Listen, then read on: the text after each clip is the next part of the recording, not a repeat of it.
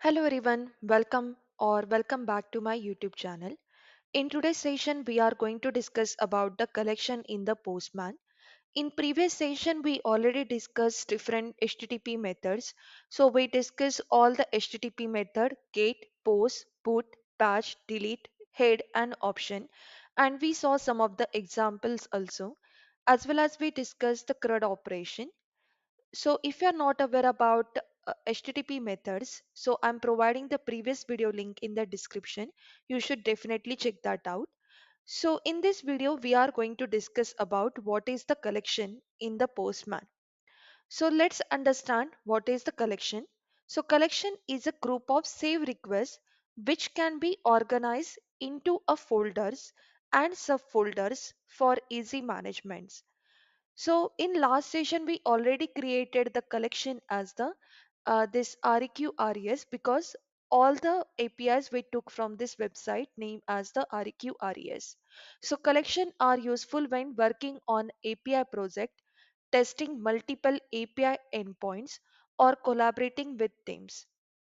So basically it is used for the organization purpose. So we can group multiple API requests, for example get, post, put, delete, etc., into a single collection. Organize collection into a folders and subfolders to manage the endpoints related to the different model or features. So for example, in this request, whatever the request I have executed, that is related to the users.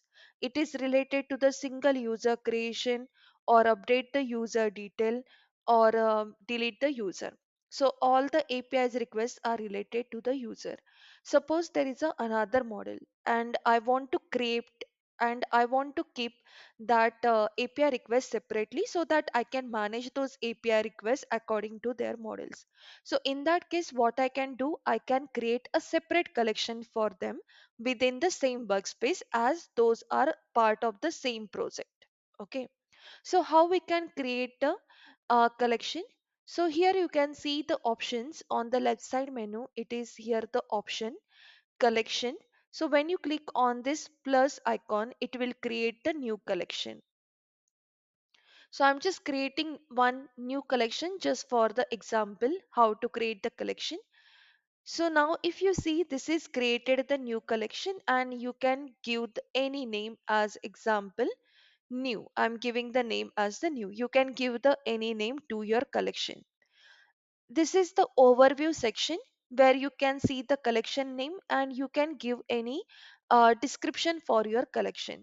So currently I will use the collection which I already created so that we will get all the requests there and it will be easy for me to describe this also.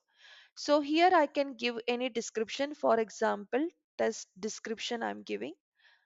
So here you can mention what is this API related to, what exactly the description you want to give. You can mention here who is created this collection. I created this collection and the created on date, everything details you can see here. So collections allow you to reuse requests with a different environment. So I can use the same collection for the different environment, such as a developer, pre-production or production. As we already discussed, there are different environment we can set, that we will see how to set the different environment in the upcoming session. And we can use the variables also. So if you see the tab here, there is the variable tab, so you can add the variable and use those variable in your API request. So we can create a variables like global environment variable and the collection level variable in your request, which helps to avoid hard coding values. For example, base URLs I can give in my variable or anything APIs key, username, password, something which values are repeatedly I'm using in my API request that I can provide in the variables. How to add variable, what are the different variable types and what is the use that you can keep for the upcoming session. So in the next session we are going to cover all the type of variables. Here if you see after overview, there is a authorization section. So authorization, there are different authorization type: basic auth, bearer token, OAuth 1.0, 2.0, there are different authorization type. If you go to the basic auth, you can see you need to provide the username and password. This is the basic authorization. Suppose if you go to the API request, at the API level also there is a authorization. For all this API, there's suppose the same authorization. In that case, you can choose the authorization type here as a inherit auth from the parent. So it will take the authorization at the collection level. And the collection level, suppose if you are using a basic authorization, you can give your username and password here. So you don't need to repeatedly give authorization at the API level or HTTP request level every time when you are creating a new request. So you can give the authorization detail at the collection level. The same will go into each and every request that you are creating under that particular collection. So the next thing is the scripts. So we already discussed there are two types of script, pre-request and the post response. So to writing the script, we are using the JavaScript. So we already discussed, suppose if I want to check if my status code is a 200 or not, in that case, I can write the script here. This is just for the example. You can see some of the snippet also here, so you can try from here. For example, this status code I'm adding. This is adding the code in the JavaScript and it is checking if my status code is a 200 or not. Pre-request script means whatever the precondition, suppose I want to connect with the database or something precondition that I want to satisfy before running the API request. So that is called as a pre-request, and post response is basically we use for the assertion purpose. So we do verification if whatever the response we are getting is a correct or not. So there will be some checkpoint that we will check in the post response script. So suppose there is a something like we discussed before doing all this API execution. Suppose you want to have a database connection, or suppose you just want to execute some script. For example, you want to do some user addition or something, and then on that user you are performing some, suppose put action, patch action, or delete action on that particular user. So that script you can write in the pre-request script. Okay. And in the post response, you can do all the validation process. So when you add the script at the collection level, what will happen? The script will run before running all the APIs at the time of pre-request, and post response will run after running all the APIs request from that collection. Variables we already discussed. Then in the runs, you will see there are three different options: functional, schedule, and the performance. So functional means suppose I want to run the collection entirely, then I can click here on the run. So here you can see run order, everything you can set. I can move this get request down also, post request at the start, anything you can do. So you can basically change the order of this request here. I'm keeping the get request at the start. Suppose I don't want to perform the delete action, then I can click like check or uncheck this API request. You can deselect all the APIs request, select all, and reset whatever the order you have set or whatever the checkbox you have enabled. You can reset everything from here. So there are three options. You can run the collection manually using the collection runner. You can schedule a run. So basically at the specified time, this entire collection will get executed on the Postman cloud. And the third option is you can automate your runs via CLI and you can build your pipeline. So currently we are going to see how to run your collection. So this option is available at the collection level. So here iteration you can choose. Suppose if I want to run this entire collection only once, twice, thrice, everything you can choose. Currently I am putting it as a twice. Suppose if you want to add any delay, then in that case you can add the delay from here. It is in the millisecond. So I'm going to add 1,000 millisecond here. Data file is a basically when you are creating the variables in your API request.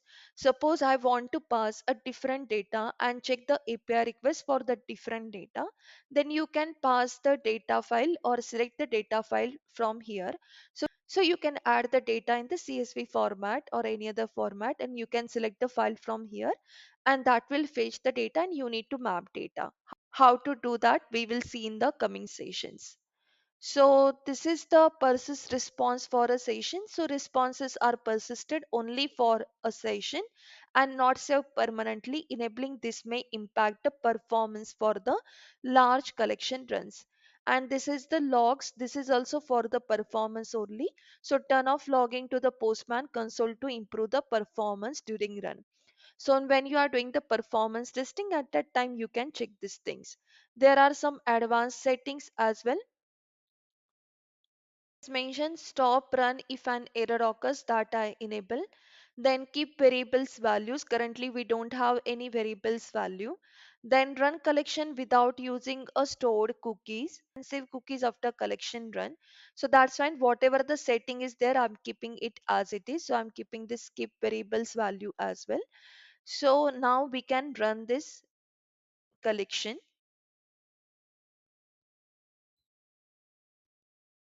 So it will run the collection two times. Right now we have not added any test. I will show you how to add the test and we will rerun the collection again. So if you can see, there is a no pass or fail status we are getting as there is a no test added. Okay. So right now I will stop this run and I will show you how to add that. We will add just basic test there just to check the response code. So for the get request, we are expecting the status code as the 200. Let's check once. So here we are expecting the status code as the 200. So I will go to the script in the post response.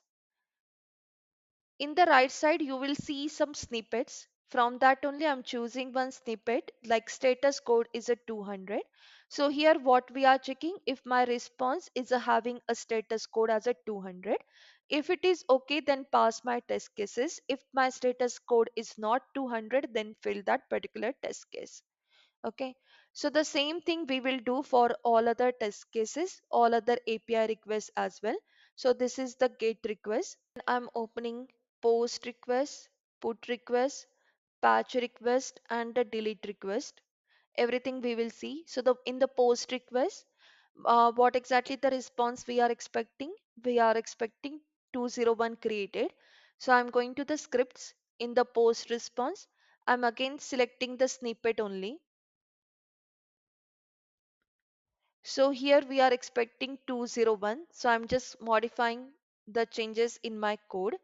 So here I can give the name as a status code is a 201 and here also 201. So now I'm copy pasting this code and every request I will post this code. So let's see the put request. For put request we are expecting 200. Okay.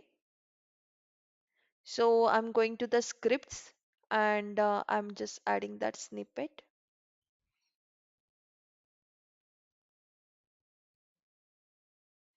Status code is 200 and every time just make sure that you are saving the request. So once you put this script, you can see the red dot here. That means your request is not saved. So every time make sure that you are saving your request. So for the patch request, we are expecting the response code as a 200. Okay. So I'm selecting this from the snippet and click on Control S. So this will save your request. And the last one is the delete request. So we are expecting the response code as the 204 here, no content.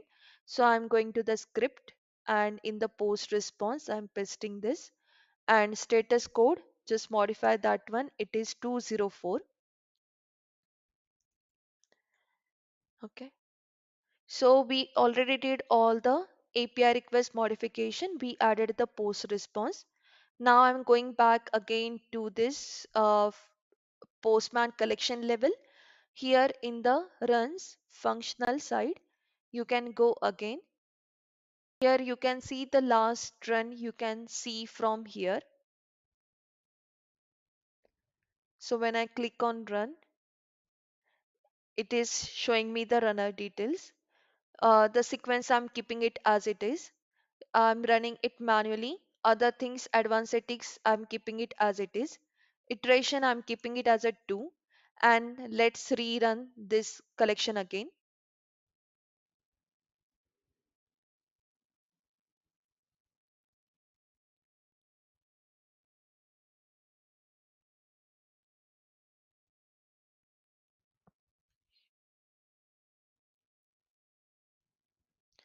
So here you can see in the iteration 1, there is some problem with the GET request. So we can see that what error occurred in the console. I will explain you how to verify that. But the other request you can see in the iteration 1, as this GET request got failed, they have not executed the other request. So you can do that modification in your advanced settings if you want to skip that request and do the other execution. In the iteration 2, you can see all the requests are passed. So everywhere it is checking the status code. For get request it is 200, post request it is 201, put request 200, then patch request 200, and delete request is a 204. So whatever the test we have included, that is pass. So that's why we are getting this status as the pass. Here also you can see the count is pass as the 5. You can go to the summary, and in the summary you will see the status. For the first iteration it is not executed, second iteration you can see it is a green. Here you can see the iteration wise result also. This is the first iteration result and this is the second iteration result. Here also the details you can see the environment we have not set anything as of now, so it is coming as the none. We have iterated, like we have did the execution twice for this collection. Duration is the 23 second. All tests that is run is 5 because the first iteration is not run, and the average response time is a 1203 millisecond. So let's see why this request is not run.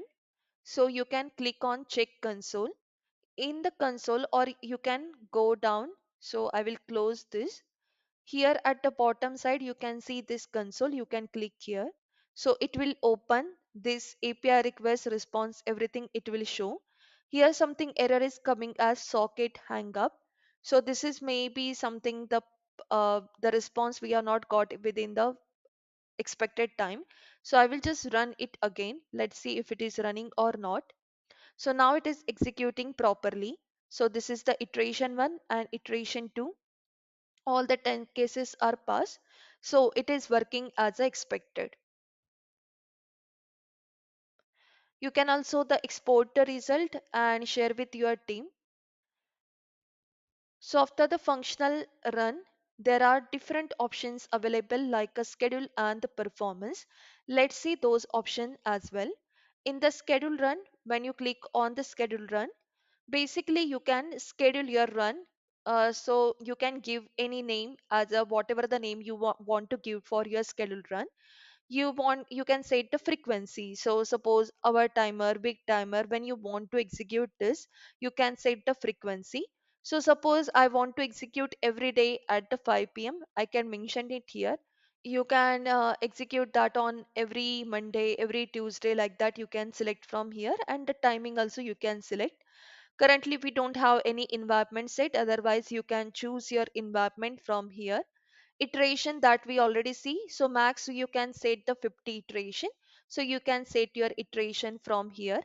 Data file is basically used to pass the data in the variable. So currently we don't have any variable set, so you can pass the data only in the JSON and CSV, and the max size is the 1 MB. Once this execution is completed, you can send this notification whatever the test result to the 5 team members.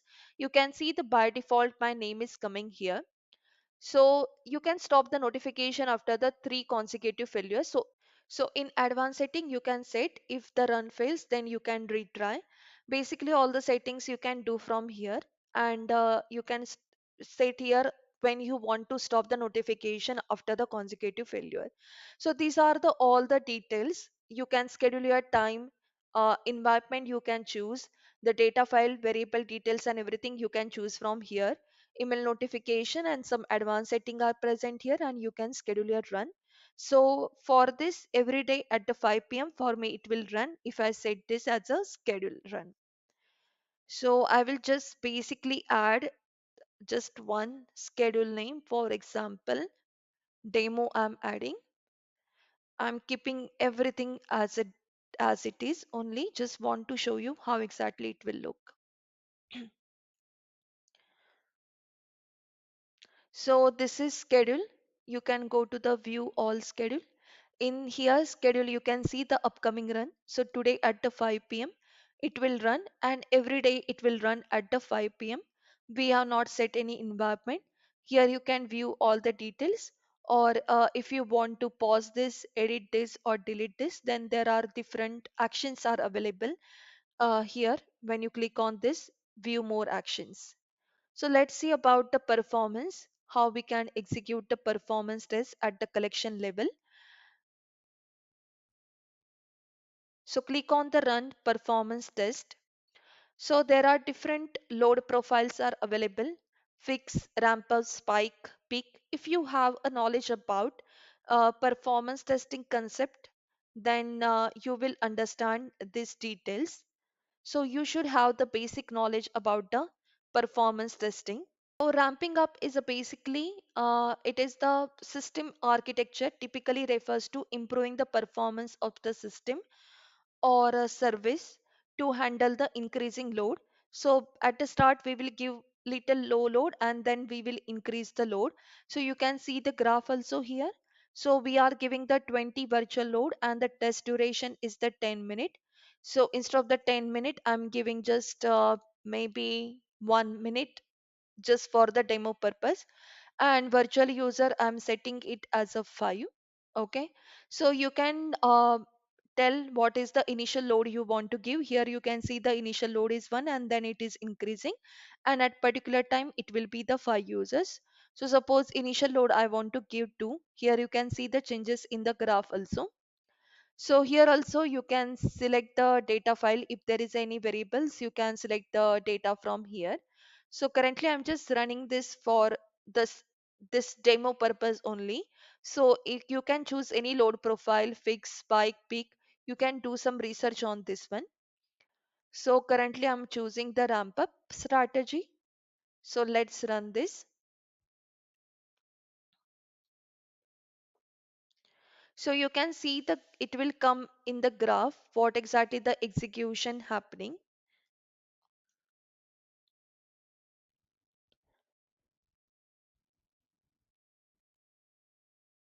So you can see the total request sent here. There are errors will come here. Currently there is a no error, so it is coming blank. And request sent per second. What is the average response time? Error rate is showing as a 0. Below also you will see some of the details of this API request. For each API request, you will see what is the average response time, minimum, max. These are required entries or required values for the performance level. So wait for the execution to get completed.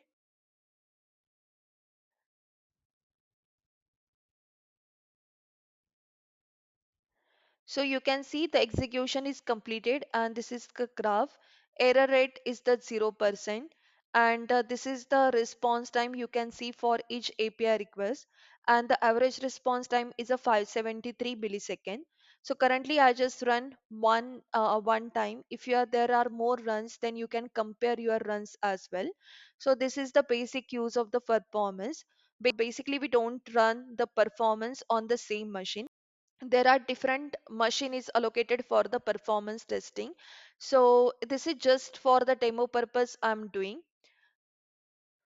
So at the top level you can see there are different options are available. So the first one is the save whatever the details you have changed here. Suppose you are adding any variable script, so you can save your collection from here. And then when you click on this run collection, basically it is again taking to that runner option, so you can run manually, schedule your run, all those things you can do from the runner. Then at the fork, Fork is basically you are creating the copy of this project. So suppose if I want to do any modification in this project, and this particular project is already shared with my team member, so I don't want to hamper any other works. So in that case I can fork this entire collection, and I can work on that collection and I can make a changes. Basically you are creating the copy. So in that case you can fork your collection. Share is a basically, suppose I want to share this collection with my team members or any other person, then in that case I can save this and share this collection. So when you click on the share, there are different options are available, so you can share this collection. So you can add the name, group name or email from here and share with them. There are different options available. If you can see here, you can send it as a API, you can send this via run in a Postman. So there are different share options are available here. So share collections with your team for collaborative testing and the development. We used to share the collection with the team, and collection can be shared via a link, exported as a JSON file, or sync across as a team workspace. Once you have created a collection, you can run the collection as a whole, executing each request in a sequence. You can export and import the collection as a JSON file to share or move between the system, and set up the environment and variable to make the collection dynamic for the different stages or a version of your API. So if you go here also there are some actions are available. Before going to this action, you can see the star option here.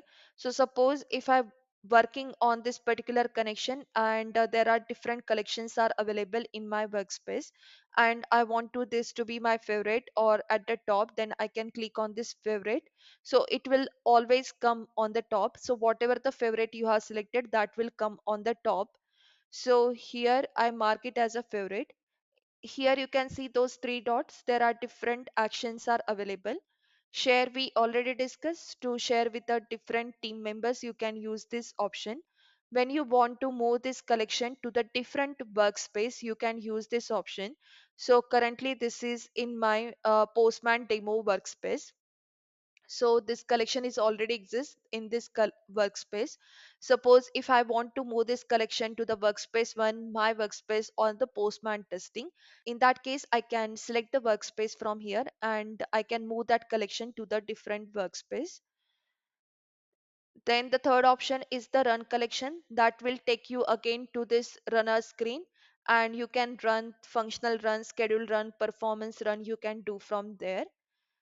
Generate test, when you click on this, you can see whatever the tests we have already set. So generate test for all your requests using the postbot, and this will require sending the request in the collection. So you can see whatever the test we have already set for this each API request. Then if you want to edit, you can click here and edit your collection. So edit will go again back to this collection details. So you can see, and you can edit. Suppose if want to add any monitor mock server, you can add from here. So that you can do from the edit action. If you want to add a new request in your collection, you can click here and add the new request in your collection. Suppose if you want to add a new folder, for example, here in this collection we have like a user creation request, as well as there are some requests that is for the list user. So single user and the list user, suppose I want to sort it out, then I can create a two folder name as a single user and the list user, and I can sort those API requests accordingly. So under a particular collection you can create a multiple folders and the subfolders under a collection. So currently I don't require, as I have just 5 API requests, so I'm deleting this folder. So if you have a multiple API requests, you can create a multiple folders and subfolders under your collection for the API handling purpose. Monitor collection. So basically you can create a monitor for your API request. You can schedule the run.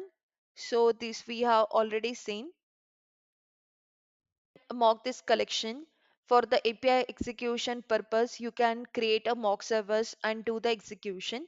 Create a fork, as we already discussed. If you want to create a duplicate collection of the same collection, then in that case you can fork that collection. And if you want to modify anything, you can do that on a fork project. Then view change logs. So whatever the logs it have created at the time of execution, you can see from here. View documentation. So when you go here in the documentation, you will see whatever the API requests are available. So currently we have set as a basic authorization. So whatever the query parameters, everything you can see from here. Post request, what exactly the body we are passing. Put request, what body we are passing. Everything details you can see from here. And publish this document as well. You can see this in a different language, so there are different languages are available. So currently it is showing in the curl. I can modify it in a HTTP. So like that you can set in a different language also. Then the next option is the rename. So you can rename your collection, you can duplicate your collection, you can export the collection, and you can delete the collection. So suppose once you delete the collection, it will go into the trash. So suppose if I deleted the collection, if you want to restore it, you can go to the trash. So you can open the trash from here also, or at the bottom you can see there is a trash button. So you can open the trash. Currently the trash is empty. Once you delete it, it will come and you can restore, and you can see that collection back again. So let's see how to do that. Suppose I want to delete this new collection which I've added. So I'm clicking on this action and clicking on delete. So it will delete the this new collection. Okay, so I can come here in the trash. In the trash you can see this new collection I have deleted a few seconds ago. Here you will get the option to restore or the delete. I don't want this collection, so I'm deleting it permanently. If you want this collection and by mistakenly you have deleted, then you can click on the restore option and that will come back again in your Postman collection. So I'm just deleting it permanently because I don't want this collection.